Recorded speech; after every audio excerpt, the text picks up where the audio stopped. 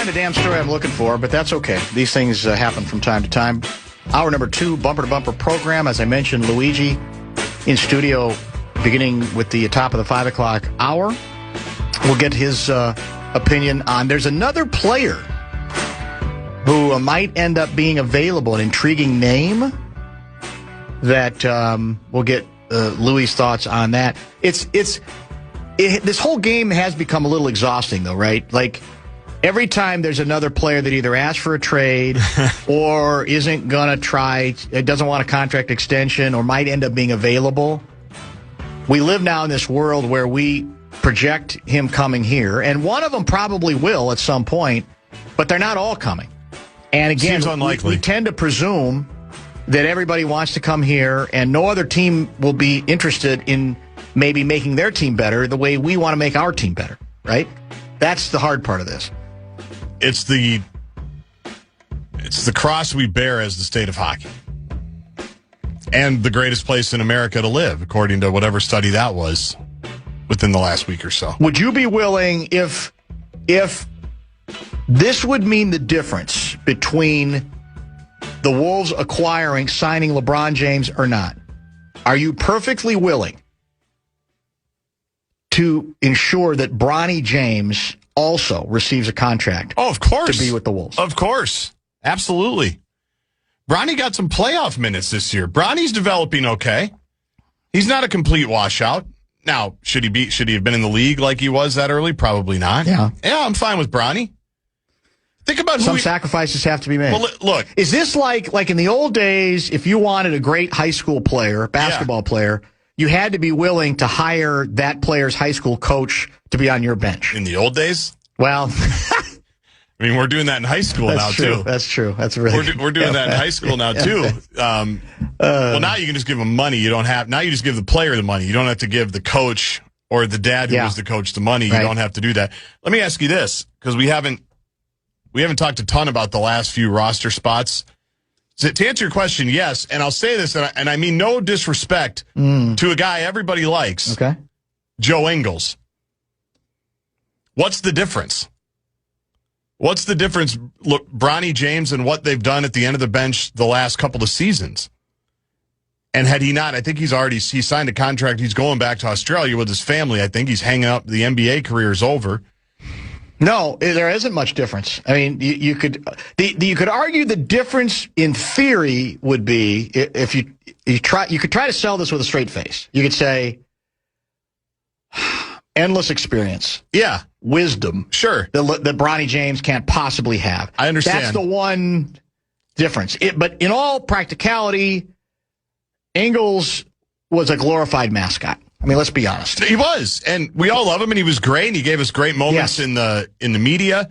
But the other thing, because I had been thinking a lot about this, I started thinking about it because of Mike Conley, because he's got some free agent feelers out there, it sounds like, right? And he has said that he wants to play. That's correct. And I think you more than anybody know how much I revere Mike Conley. Like, I've been defending Mike Conley just throughout, just not playing well, but let's say bringing him back, and then as David Conlon said, for whatever the reason, chose not to play him. Like, he's going to be behind a lot of people in the rotation, right? Mike Conley. There's a lot of people that are going to be in the game.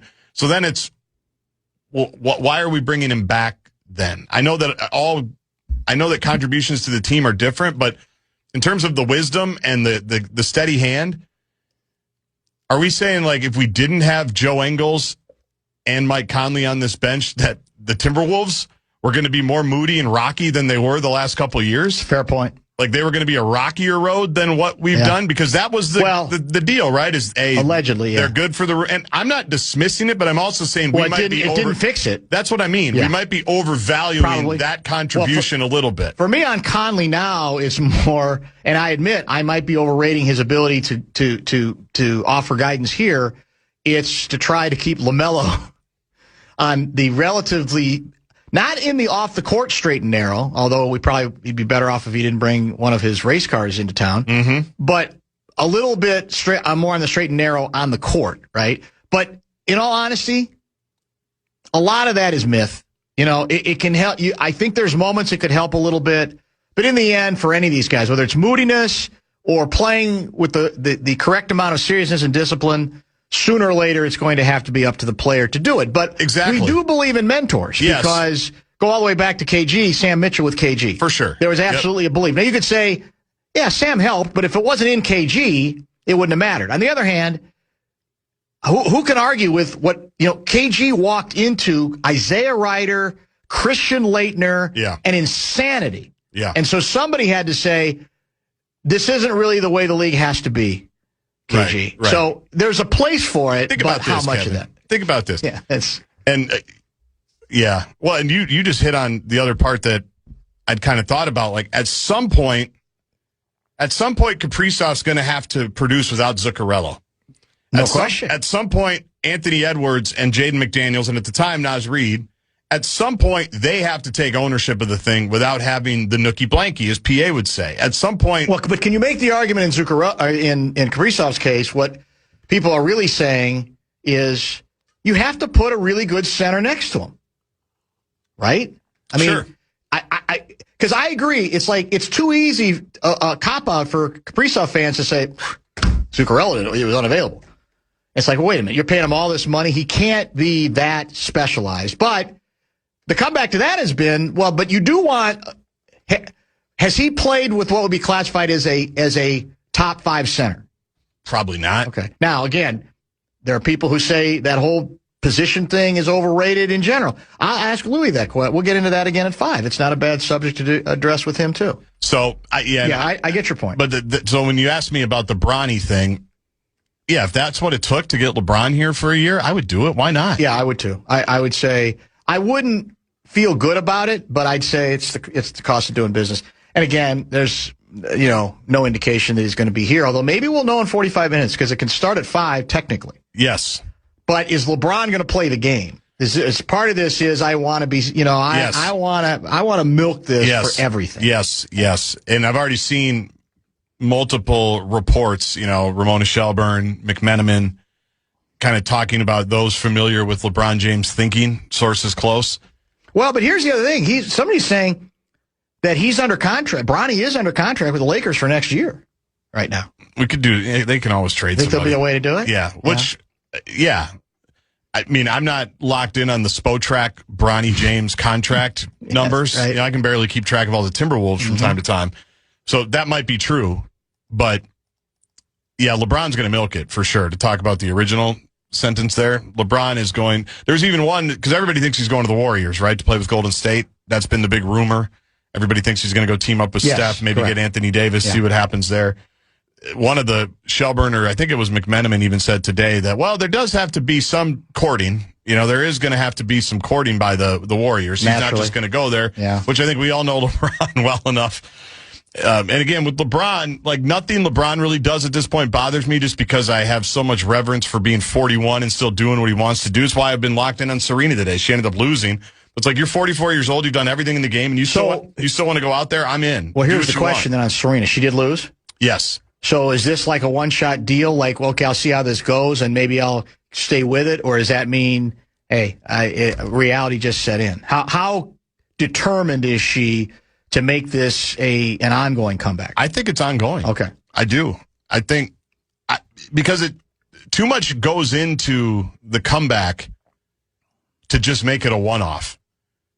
You obviously have to train. You got to practice. Yeah. Even Serena, as we just saw, you can't just pull up and play. You have to enter the drug testing protocols, which are laborious, and you got to let people know where you are every single day. They're basically like Olympic athletes. They get drug tested all the time. It's a lot of effort, a lot of time, a lot of work to just be a one-off. Well, you're Mr. Tennis here. Yeah. There's that ongoing debate that's breaking out already. Will she tarnish, she's an incredibly historic tennis player? Is she? How long will it be? Will she stay in this before it becomes Willie Mays territory? At the end of his career, we go, oh my God, you couldn't believe what it was like at the end. I think she has so much. You don't think it would matter? No. I think just even the reaction today, I was actually surprised by my own reaction when she was walking out on center court. Like how much I was affected by it, of how cool I thought it was. And I thought it was cool. I was looking forward to it. I was waiting all day for the match before her to finish. And I just thought it was awesome to see her back out there and giving it another try. And we'll see, because the rumor was she was going to kind of ease in, play doubles with her sister Venus, who's a little bit older than she is, who's been injured the last few years, but has still been playing more than Serena. And then maybe give it a try to play singles at the U.S. Open. That was the big rumor. And Serena fast-tracked it and just said, I'm going to take the last wild card here and go in. So she played at center court today. Do you think LeBron would enjoy the Great Minnesota Get-Together, State Fair? Absolutely. I think he would. Yeah, giant slide. I can see it right now. LeBron and the giant slide. And How Bronny. cool would that be? Let him take Bronny to the Kidway. I love that. Give him some tickets. It'd be great. Sweet Martha. You kidding me? Oh, my goodness. That's going to be... That'd be good. It's sad because it's obvious he's not, interested in us. Somebody asked whether Finchie would want him. I think Finchie would be fine with him. I think Finchie likes, they know they need a forward. Yes. Don't they? Yes. At least one. You could argue we need a couple. And what have we been saying about... It's fun to fantasize over. It's not going to happen. It's great. I know. It's good fodder. Yeah. The sad thing is, the more I talk about it, the more excited I get about the possibility, even though nothing has changed with the probability that he's coming. Yeah. No. Because it does make good basketball sense. Yeah. At this point in his career, he doesn't need the ball in his hands anywhere near as much.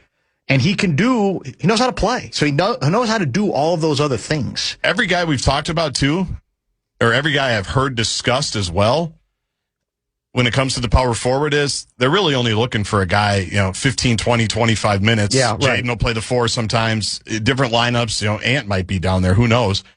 But LeBron can give you that. Let's go long here. Yep. On this day, this is via Dan Whenesota, in Minnesota sports history,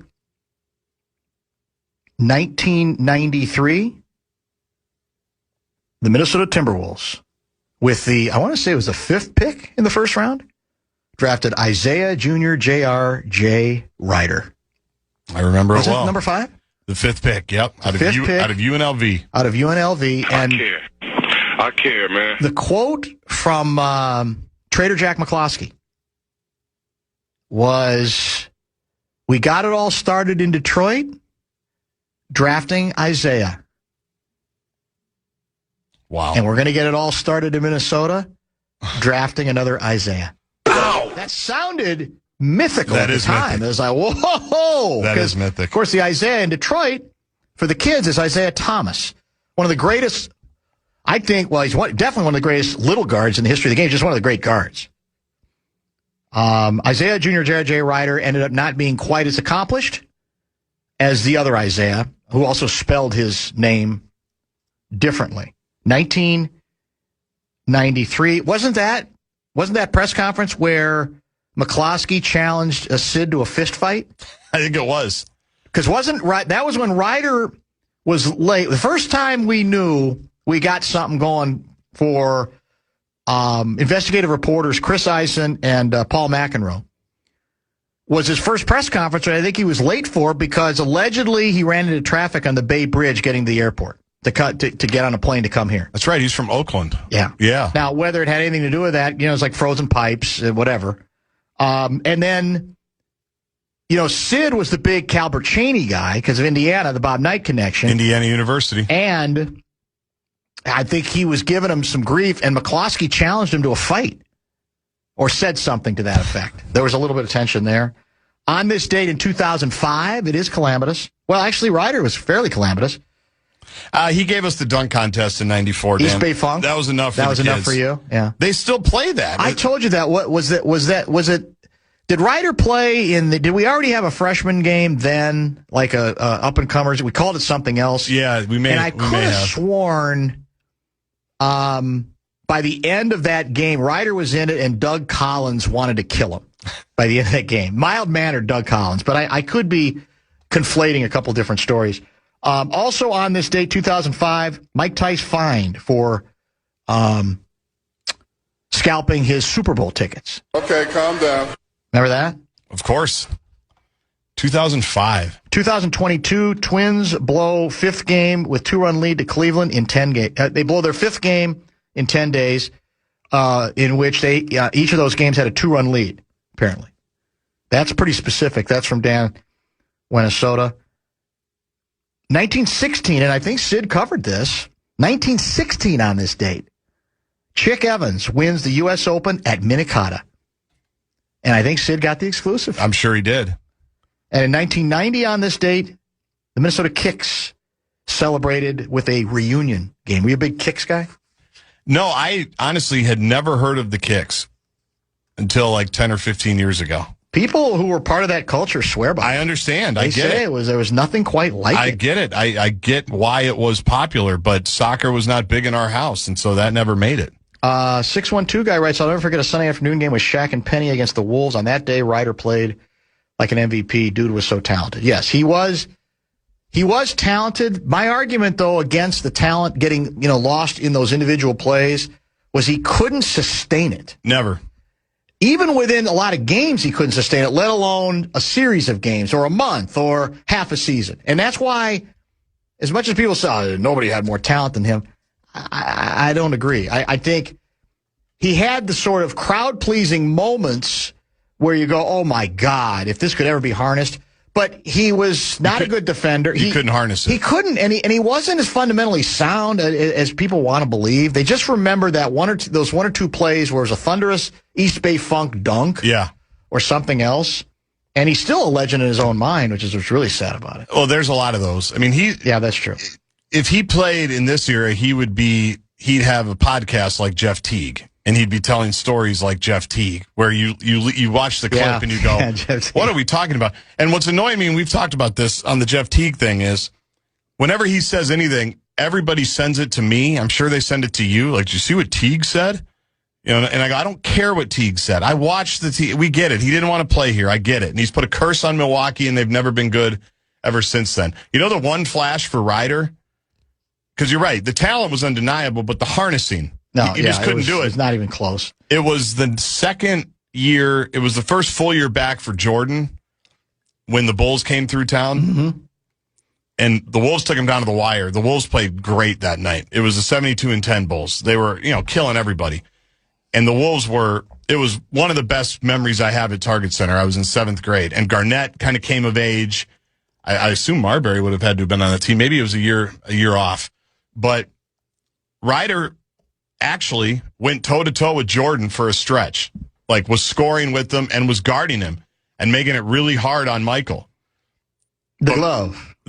I had no problem with Gary Payton. Yeah, that was when they handed that video. Yeah, but if they did the same thing of what you're describing about Ryder, he'd be chuckling the same way. Well, I'll finish the story. I'll put a lid on it with this. Ryder was guarding him really well, but Jordan was still obviously scoring because he was Jordan. And Mike had him in the post, probably about the elbow, I want to say.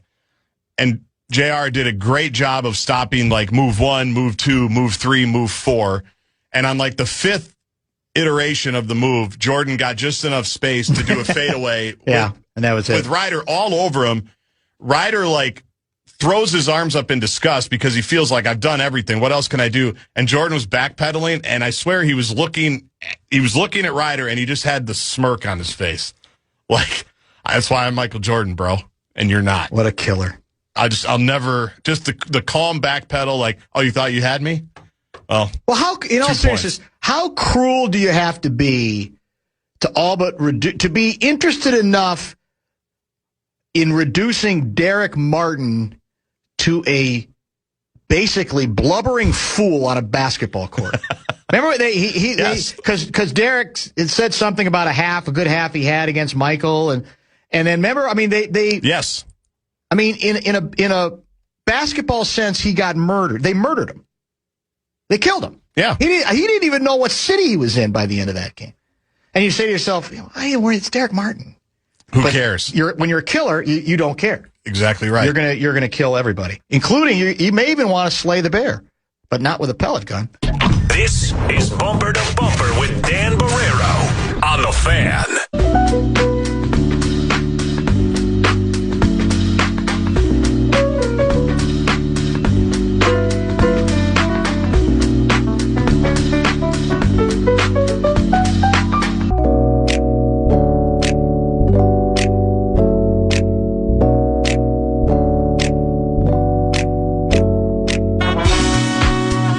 612 guy writes, you guys are underestimating Isaiah Jr., J.R.J. Ryder's ingenuity. Remember, he got busted for smoking weed out of a pop can. Is that true?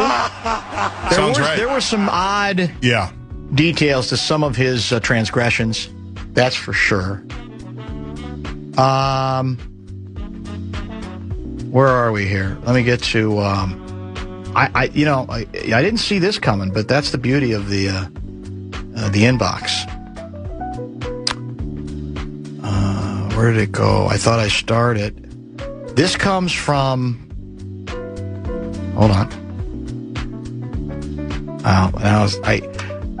It's either disappearing on me. I think it's no. Here it is.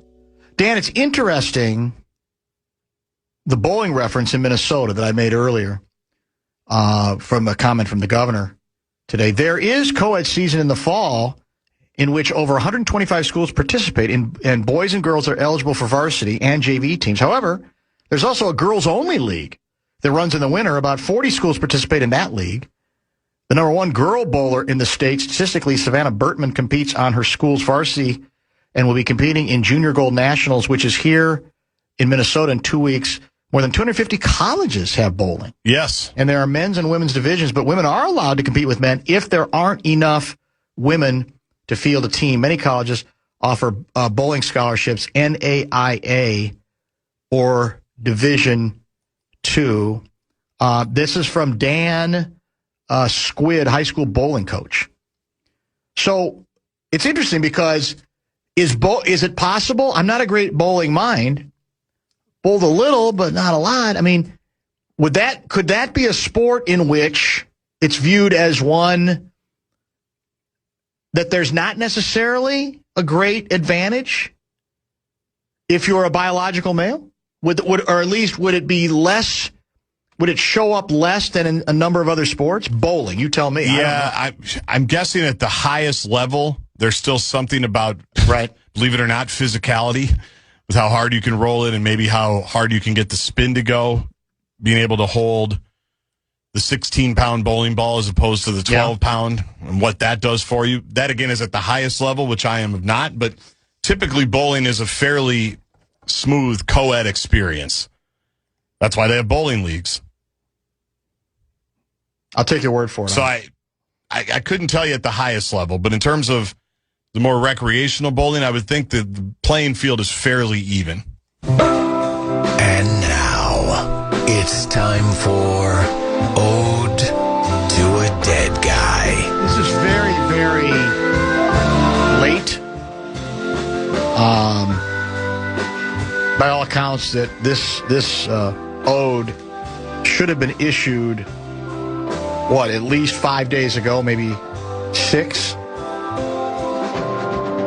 David Clayton Thomas, lead singer of a group that the kids probably won't know, named Blood, Sweat, and Tears. That's a good name for a group, don't you think? Very good. Blood, effective. Sweat, and Tears. He passed away at the age of 84 years old in, I think, June 24, 25. And I guess I was not... My argument on David Clayton Thomas is that he had one of the most distinctive voices in popular music going back to, largely the 70s. Spinning Wheel, You've Made Me So Very Happy, and When I Die, some terrific songs. And what I didn't know was his backstory. He was apparently he was a homeless Toronto runaway who learned guitar in prison and then eventually goes on to become the lead singer of Blood, Sweat, and Tears. I don't know if the cause of death was ever noted. He joined the band in 1968, shortly after it was formed. And it's funny, we just odied last week Clive Davis, didn't we? Yes. Here's what Clive Davis, who was then president of Columbia Records, wrote in his memoir about his first meeting with David Clayton Thomas. He jumped right at you. I should say he jumped out at you. He seemed so genuine, so in command of the lyric lines, a perfect combination of fire and emotion to go with the band's somewhat cerebral appeal. He was almost animalistic. So there was some pop, a lot of horns. Back then they were popular about the same time Chicago was, so horns were a big part of the ensemble. I didn't realize Blood, Sweat, and Tears played at Woodstock. 1969, won the Grammy for Album of the Year in 1970 for its self-titled release that included You've Made Me So Very Happy, the Brenda Holloway song, Spinning Wheel, Laura Nero's When I Die, God Bless the Child, a version of that Billie Holiday song, too. David Clayton Thomas, I would say gone but not forgotten, but it's not a name, because, we've got a lot of people who hang around forever and come back and do legend stuff, and I don't know if he did. I don't remember, seeing him on tour, hearing about him being on tour. I don't know what he did in later in life. Here's what's interesting, too. I'd never heard this story. Let's see if I can cover it. By the way, Isaiah Ryder, I'm trying to do some research. Yeah. Would have been playing in the inaugural Schick rookie game at All-Star Saturday held at Target Center in Minneapolis, because he was a rookie that year. Yeah. So he would have been playing in that game. Oh, so I'm right about. I know. Doug Collins I was there for it, and I know there was either some bad body language from Collins, or it was something he said after the game that I might have noted. I'm going to have to look this up now during Louis. Yeah, it's again, whether I would have noted it right away in a column or would have saved it for something, but there was something that stuck with me that, Doug Collins was like, oh my God. There's that triggered something in me to say, is this guy ever going to figure it out? And the sad reality is he really never did. Many BS&T fans turned on the group when it became the first major American rock band to perform behind the Iron Curtain in Yugoslavia, Romania, and Poland as part of a State Department-sponsored tour to promote cultural exchange. It was later reported in the 2023 documentary, What the Hell Happened to Blood, Sweat, and Tears, that the Nixon administration had presented David Clayton Thomas with an ultimatum. Play the tour in return for permanent residency in the United States or be forced to leave the country. That sounds like something Trump would do.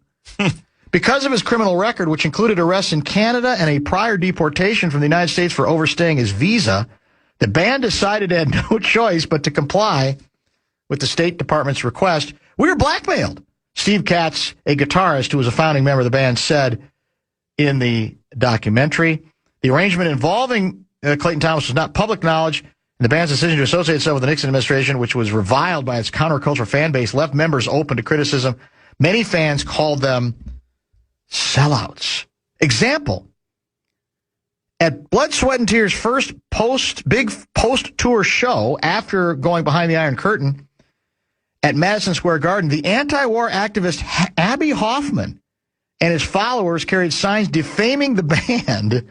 Protesters threw dog feces on the stage.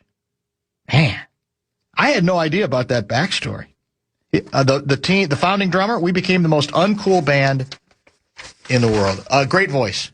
If you haven't heard it, try a Blood, Sweat, and Tears to any Blood, Sweat, and Tears tune. It's a voice of, I would call, authority. Great distinction, but great authority too. You could tell David Clayton Thomas was in charge up on the stage. Gone, but not forgotten. How about a little World Cup conversation when we get caught up here? The Pentagon, the meat wall, and now the octopus? We'll explain next. You're listening to Barrero on The Fan. Some people say soccer culture doesn't. Lou Nanny coming up in studio at the top of the hour. Scott in Duluth reveals that he saw Blood, Sweat, and Tears after a striker indoor soccer game at Met Center in 1987. How about that? Love it. Yeah, that's outstanding. Why not? It is. A lot of language, no game footage, but awesome story about Ryder and MJ game that you talked about. Is he saying he looked up some 310 guy? That he found some stuff beyond what you said? Or he's saying he appreciated what you brought up? Maybe, yeah. Maybe it's that. Could be both. I don't know. It was an incredible game. That was the game where, after the game, KG declared himself he was now Duh Kid. Come fourth quarter, bring me to the ticket? No, but he was... Duh Kid. Duh Kid. Okay. D-A Kid. That was his big proclamation. Yeah. And he played great. They ended up losing. Well, in the highly decorated Prince motion picture, Purple Rain, wasn't Prince playing, was it The Kid or Duh Kid? I'm not sure. I think it might have been The Kid. Might have been with the TH. Yeah, KG just went with Duh. Duh Kid, okay. I am looking at the Star Tribune archives about All-Star Weekend. I haven't found what you wrote yet. Shot? Yeah. But what's funny and not surprising is Ryder was going through the entire All-Star Weekend process, the rookie game, the dunk contest, having been suspended by the Wolves for their most recent game because he missed practice on the road. Here's Jack McCloskey.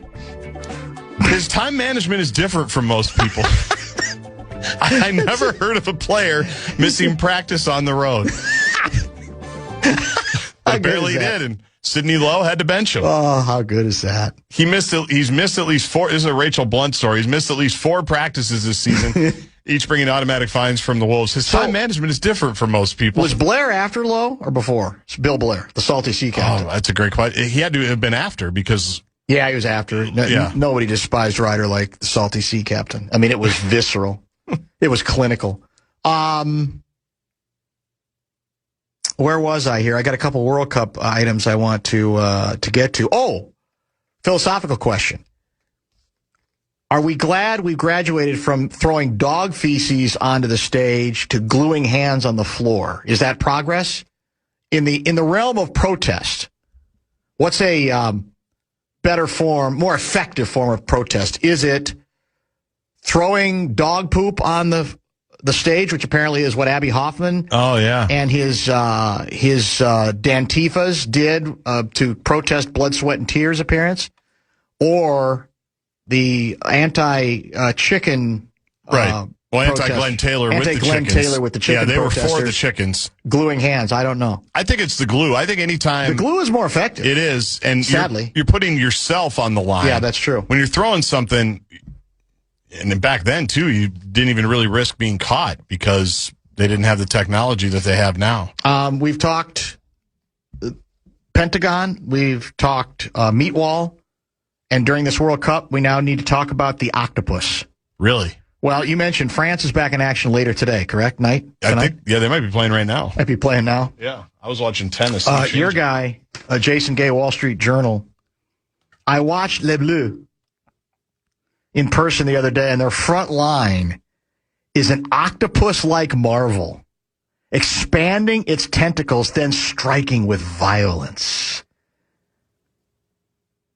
Is that true? Do they use the octopus strategy?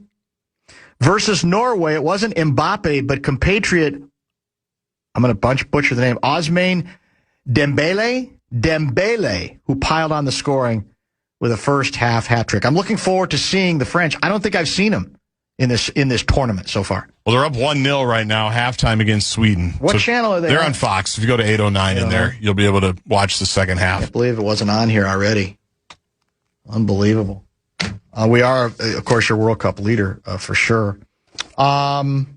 Here's the other. Now, tonight, it's Mexico and Ecuador, correct? Have you heard about the controversy there? No. Mexican soccer fans orchestrated a disruptive overnight campaign outside the Ecuadorian team's hotel, aiming to deprive them of sleep ahead of the World Cup round of 32 match. That's an oldie but a goodie. Tonight. From midnight into the early hours, dozens of supporters gathered outside the Westin Hotel in Santa Fe, an upscale district on the outskirts of Mexico City, deploying loudspeakers, horns, and motorcycles to disturb the visiting squad's rest. This tactic, known as Team Hotel Serenade, Did you know that name? I never heard it officially called that, but this happens from time to time. Is a deeply ingrained yet polarizing tradition in Latin American soccer. While initially a passionate display of support for home teams, it has increasingly evolved into a psychological weapon designed to undermine visiting players by robbing them of a good night's sleep. Following the incidents, the Ecuadorian Soccer Federation announced that it has filed a formal complaint with tournament organizers. Such conduct stands in stark contrast to the principles of fair play, equity, and unity that a World Cup should embody. Our organization respectfully calls upon the competent authorities to pay greater attention to these events and to adopt the necessary measures to safeguard the safety of our players, coaching staff, and fans. The fan ambush reportedly organized via, wait for it, social media. Who knew? Compounded what was already a chaotic arrival for Ecuador. This disruption capped off a grueling logistical ordeal for the South American team, which had deliberately planned a last-minute Monday night arrival. They waited to get in to the night before to mitigate the effects of Mexico City's challenging 2,200-meter, that's 7,300-foot altitude. Sports scientists typically recommend either an extended acclimatization period of time of at least 2 weeks or a fly-in, fly-out approach, arriving as close to kickoff as possible to avoid acute symptoms of thin air. So there's your backstory right there. And apparently they had delays. They were training in Columbus, Ohio. Flight was delayed more than 3 hours. Then the transfer to the hotel ended up being a 9-hour journey. So none of it. So they may not have gotten any sleep the night before. So there's your revenge factor for the Ecuadorian team tonight against homestanding Mexico. All's fair in the World Cup, man. There's no rules. All's fair. They're also complaining about the fact that the team landed 41 miles from their hotel, then forced to navigate Mexico City's notoriously heavy traffic, which was further intensified by heavy night rain on Monday. So maybe no sleep for these guys at all. I wonder if the Vuvuzela was used. They're banned, apparently, from the arenas the World Cup this year. Just this year? Well, I think like it's a new thing? A new policy. I don't know if it started just this year. Yeah. Interesting. No more. Now, because a Vuvuzela is hard to hide, isn't it? Yes, it's a big instrument. Yeah. It's definitely a big instrument. But I got to say, as a guy who grew accustomed to it, because it does just become background noise, yes. It's weird to not hear it now when you don't watch soccer as much as soccer fans watch soccer. I became accustomed to actually hearing it when I would tune into a game, and now it's a little bit empty. Now you actually miss it. Who knew? It's not that I miss it. It just feels weird that I don't hear it. Something doesn't feel right. This is to you from Dan Whenesota. It's actually to me. Tell JG to check his email. I just sent him your column on the Ryder performance at the rookie game. Oh, perfect. So apparently I must have mentioned it somewhere. Ryder did admit in the quote I saw that they were coasting. He was lamenting the fact that they were coasting. So I'm guessing in the rookie game? Yes. I think that's what they called it then, right? It wasn't as the production wasn't as slick and fancy as it has become. No, that was the first rookie game. Yeah. Well, I'm just saying All-Star Game weekend in general. Right. All of it was, already had a little bit of show business appeal, but it's become so much slicker and so much less about the fans over the decades. That's true. Before. Officially, NBA free agency starts in 3 minutes Central Time. And I'm just going to tell you, I'm not making any predictions. I'm not trying to get anybody going. But according to sources, LeBron James has instructed his representation to approach him with overtures from every team that's interested in the National Basketball Association. Not just Golden State. Not just Cleveland. Bring your ass. Any team that has interest, he wants to know about it. Go to his representatives, and they will then pass along the details to LeBron James. He is a free agent, open for business. The ball is now I would take him in Tim Conley's court. I would take him. be the talk of the league. Wherever he goes, yeah. He's box office. He's LeBron. Be a great fit. Somebody, by the way, earlier was saying, why do you want, we used to rip Cat for whining too much. Yes. Which is true. I mean, I definitely took some shots at him. I mean, I'm not going to lie about it. And his premise was, why would you want someone who whines more often than Karl Anthony Towns? And all I was going to say to that texter is that in his, how many seasons has he been in the league? He came in the league in 2003-04. Yes. So 22 years, 21 years, whatever it's been. In his last season at age 41, 42, 43, he shot 51.5% from the floor, averaged 6.1 rebounds, 7.2 assists, 20.9 points. That's why.